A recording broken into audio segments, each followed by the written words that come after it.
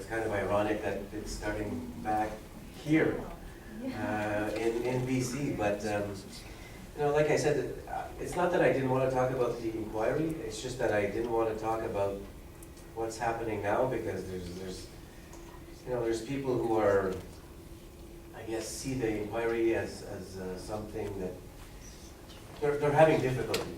On the one hand, they're having difficulty. Why is it difficulty? Is it because of, is it because of politics? Is it because of the government? Is it because the government didn't open it to ensure that people would be able to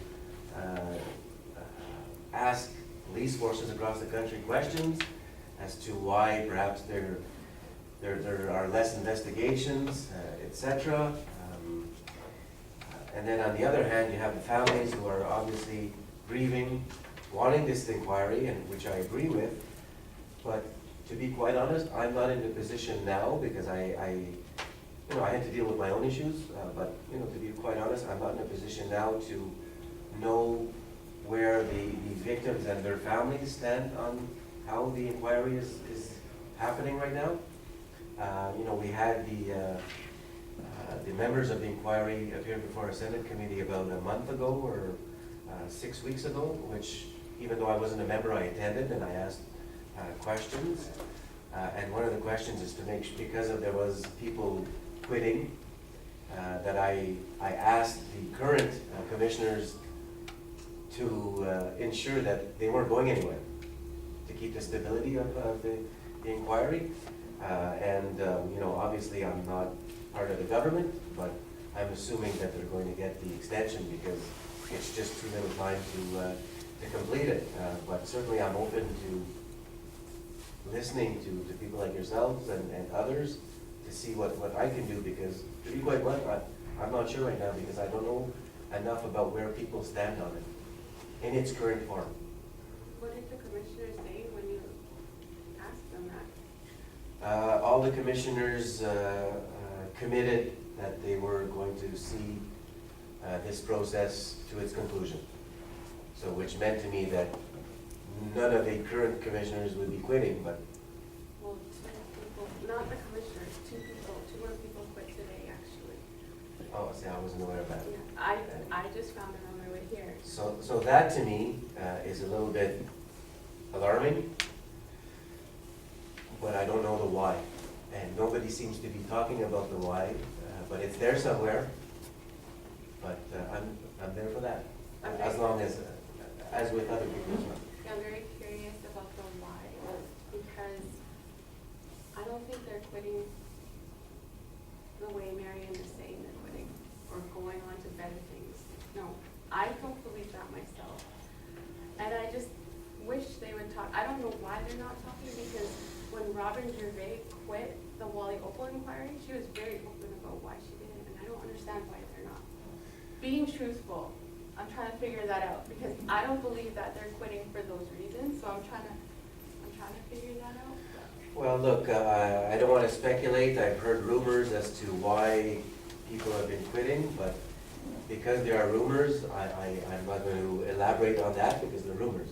But once and if I get the facts, then I'll have no problem in sharing that. But at this point, I don't fuel rumors.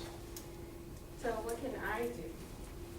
Like, I've done a lot of work. What do you think I could do? What do you suggest I do on the ground? Now, like, I've been doing a lot of work fighting this issue, but I feel like I'm hitting my head against a brick wall. Nothing's changing. Our women are still going missing. They're still being murdered. The inquiry was just up in smithers. This is when I was on the screen. When I was at that inquiry, you guys saw my face on the screen. The thing wasn't going through, but a lady went missing there. She's still missing, and that her niece happens to be in my class right now. Right after the inquiry, this lady went missing. It's still happening, and I have another lady another family member who reached out to me. She just went missing last week. Her niece. So it's not stopping.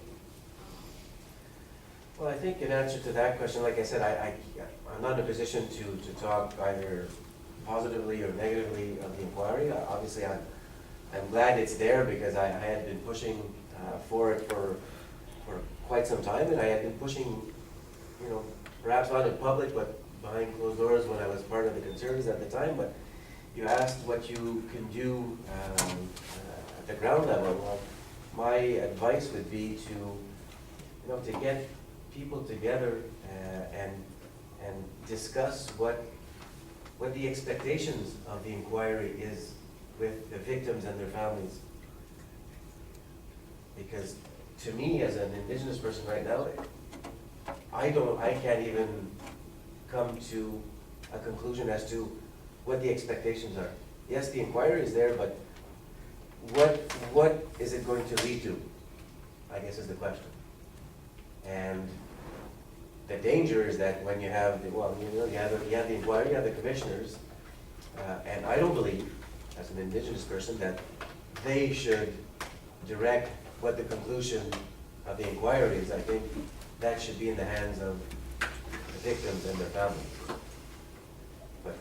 And I think that's where it's at a crossroads, but that's just my personal opinion.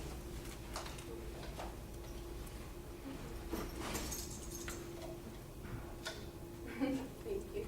Those are my questions. Thank you. Should I put the picture off? So it was like blood money. That's really amazing. I can't believe what you were saying, like coming full circle, and that was the last event that Patrick was public at in Rios Bay. I mean, that's amazing. Yes, and that was after a famous haircut after a boxing match as well.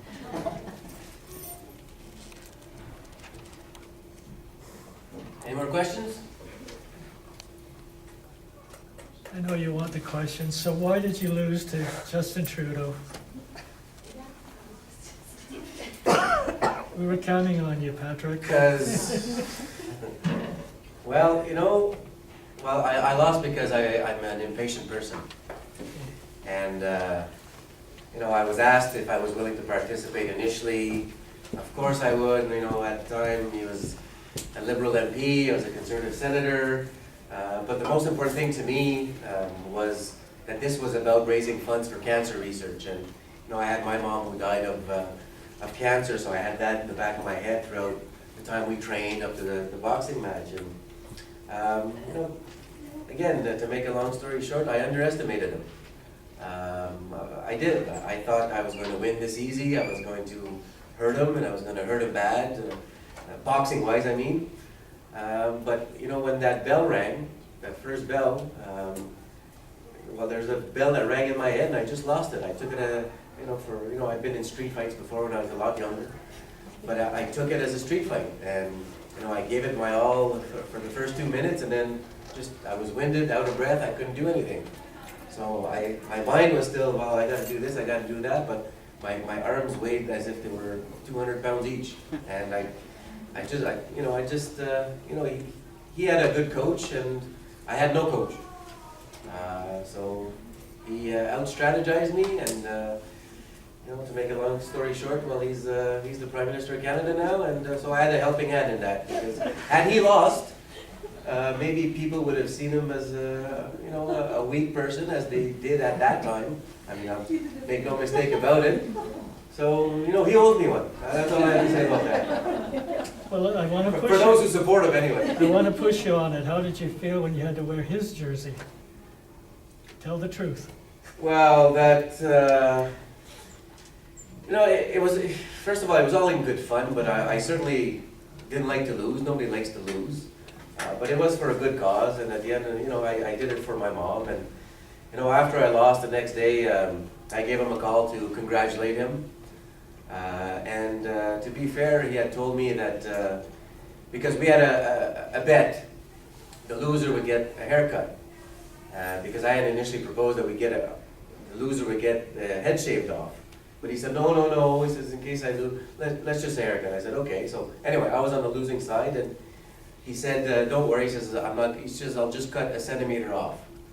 So when I got to Parliament Hill for the official haircut, which was a televised haircut, like why? But anyway, so after he did that, For my mom, I cut off a foot so that it could be donated, so that they could make a wig out of it for those cancer patients. So the actual haircut, or it's not there anymore, but you know, it was my decision in recognition and remembrance for my mom.